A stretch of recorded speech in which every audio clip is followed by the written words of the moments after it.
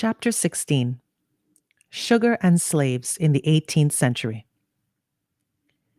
In the days of sailing ships, when there were no radio or telegraph services, the West Indies was too far from England for the home government to have much control over the islands.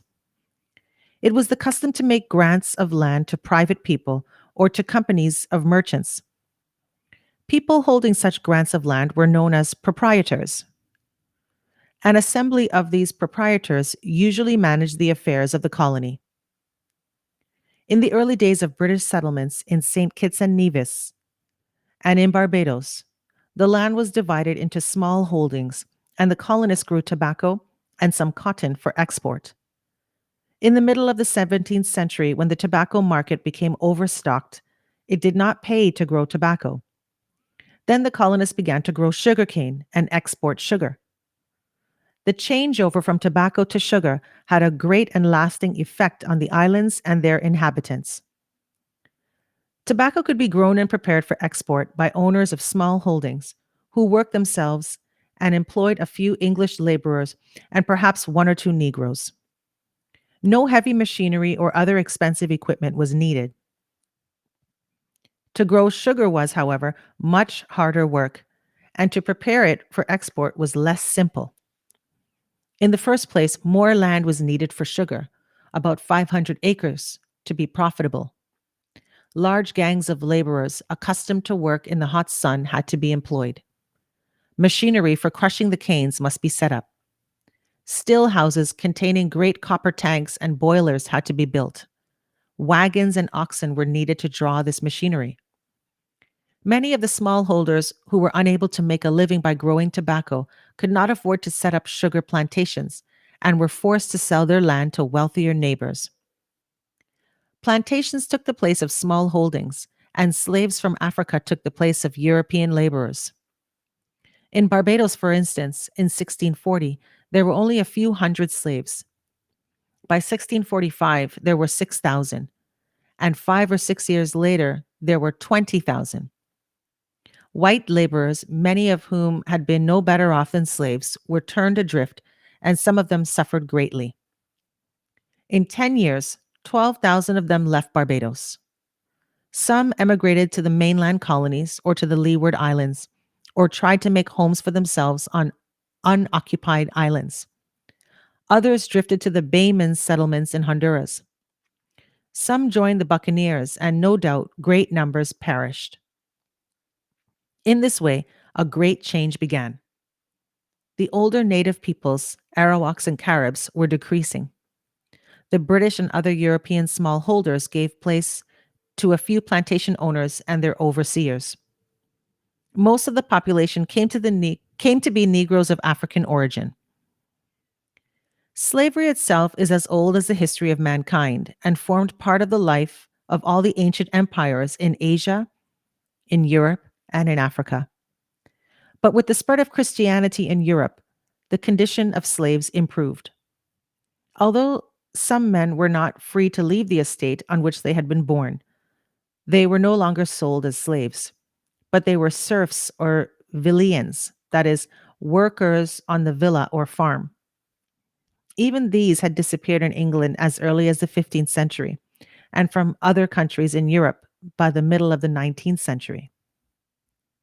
There were also forms of slavery among the African tribes. Some slaves had been born in slavery, the children of slave parents, and these were usually well treated. Others had become slaves on account of debts. There were also slaves reduced to that state as punishment for crime, and others taken captive in tribal warfare. Such slaves could be sold by the chiefs at will. Many African chiefs were quite ready to supply slaves to the Portuguese, Dutch, English, and French slave dealers who set up trading posts on the West African coast. Slaves were bought or captured a long way from the coast and marched down in bands to be sold to local chiefs and then to the traders. By the middle of the 18th century, the slave trade was chiefly in the hands of English merchants, trading by way of the route known as the Great Triangle. Ships sailed from Liverpool laden with gaily colored cotton cloth, tools, beads, and other cheap goods, and made for the West African coast, where the goods were exchanged for slaves.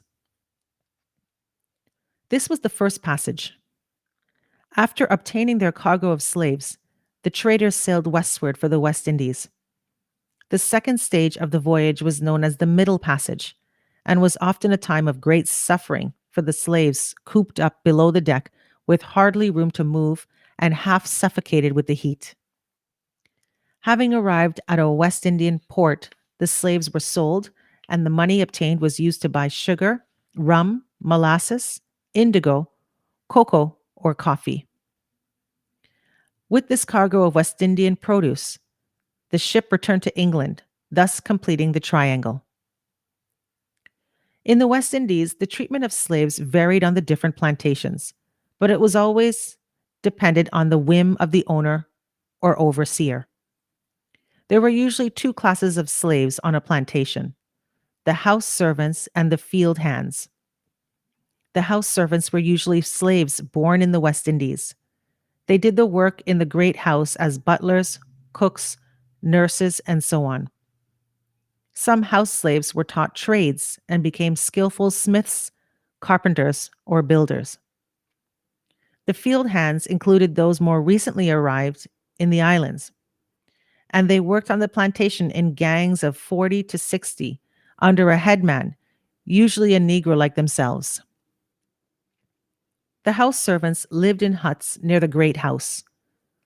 The field hands lived in barracks or in little cottages or cabins on the plantation.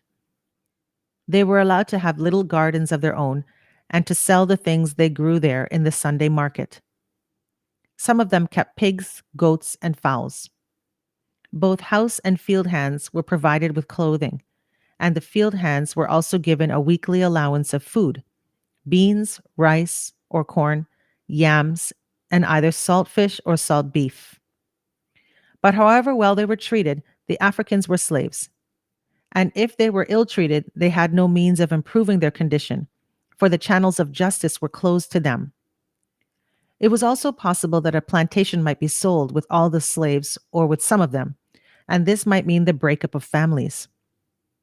As the number of slaves increased, some planters lived in fear of a slave rising. Then they tried to keep their slaves in subjection by cruel treatment. There were very few white people in the islands compared with the number of Africans, and many harsh laws were passed to prevent risings. One of the evils of the sugar age in the West Indies was absenteeism. Many of the owners of large plantations were absentees. They never saw, and indeed never wished to see, the estates from which they obtained great wealth. They lived in luxury in England and left the management of their plantations to overseers who had little interest in the welfare of the slaves, but got as much work out of them as possible in order to increase the profits for the owners. The home government tried to put a stop to absenteeism by passing laws against it, but with little success. Great wealth came from the West Indian islands in the 18th century. During the Sugar Age, European nations fought for possession of the islands, and the West Indies played an important part in history. But the wealth of the islands, the sugar, depended on slave labor from Africa. How slavery came to be regarded as the evil thing which it is will be related in the next chapter. We shall later read of how slavery was ended.